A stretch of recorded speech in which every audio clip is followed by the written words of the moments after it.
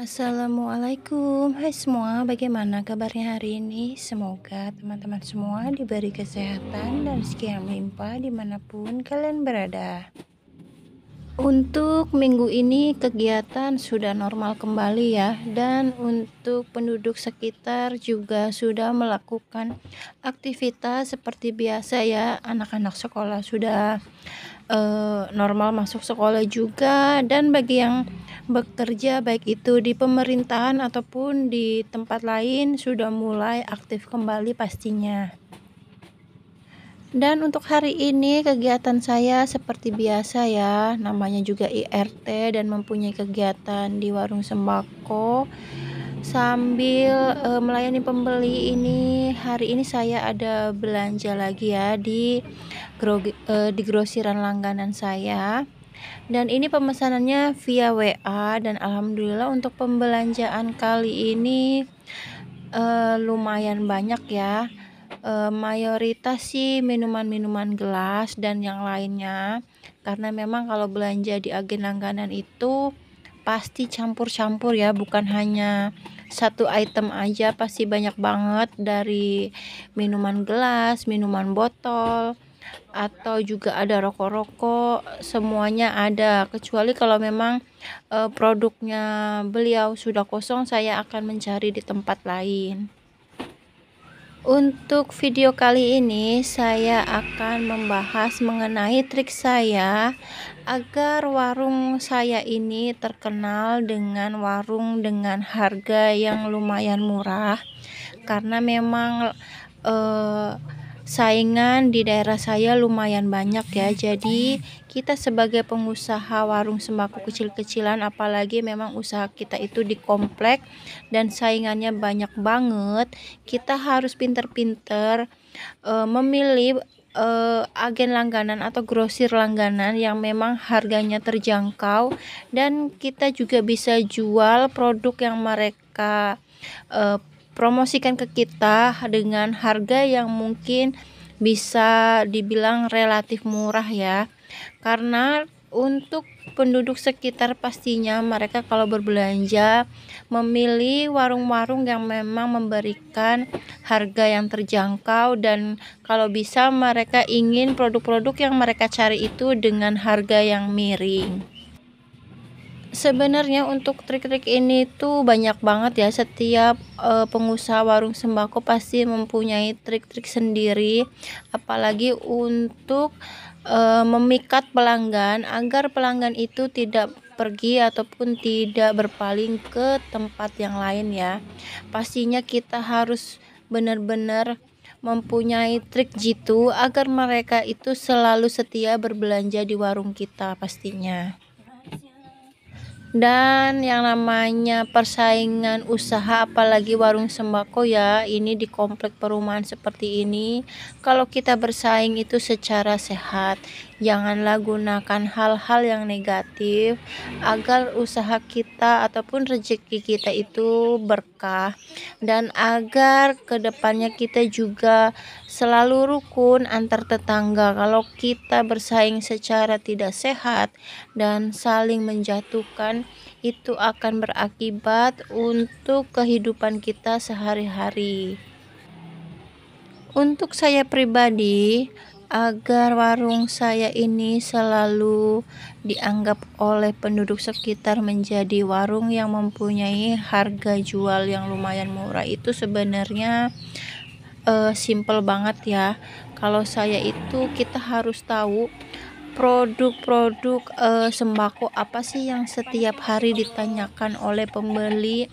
Jadi kalau saya hanya produk-produk tersebut aja, kita jangan mengambil untung terlalu banyak ya. Kalau seumpama setiap hari ada orang yang beli telur, setiap hari ada yang beli telur, jadi kita tuh mengambil keuntungan dari telur itu tuh jangan terlalu banyak. Contohnya, kalau harga dari distributor atau dari agen kita itu dengan harga 26.000, cukup kalian mengambil untung 1.000 atau 500 rupiah, asalkan telur yang kalian jual itu selalu habis per harinya. Itu akan membuat pelanggan kalian itu setia.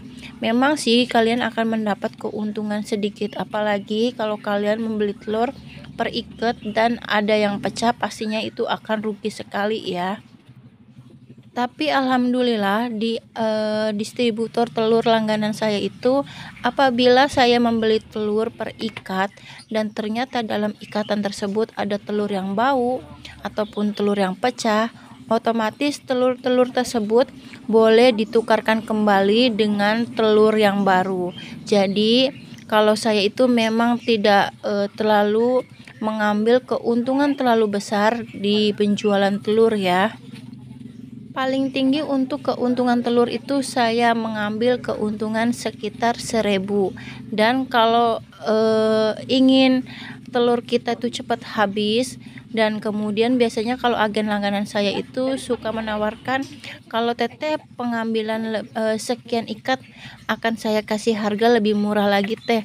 Nah, kalau biasanya kalau saya dapat promo seperti itu dari agen telur langganan saya itu biasanya menjual telur yang saya dagangkan atau tawarkan ke pembeli itu tidak banyak ya ngambilnya.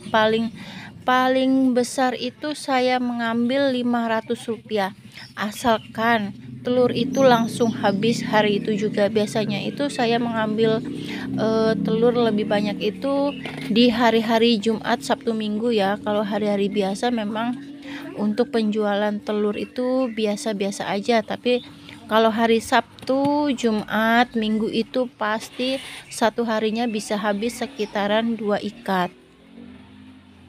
Setiap pengusaha pasti mempunyai trik sendiri-sendiri ya, tapi kalau trik saya memang ini pengalaman saya secara pribadi ya.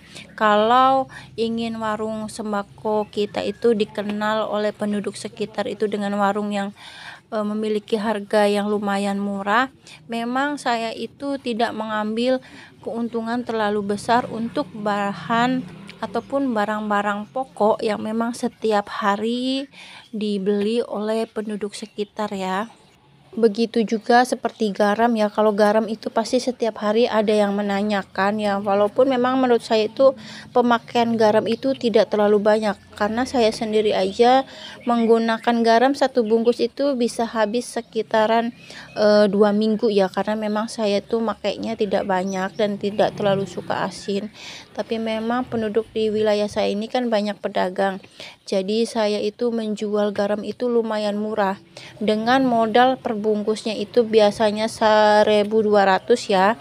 Saya itu hanya jual dengan harga 2.000, dan kalau pengambilan 5 atau pengambilan 10 biasanya saya itu memberikan harga lebih murah lagi.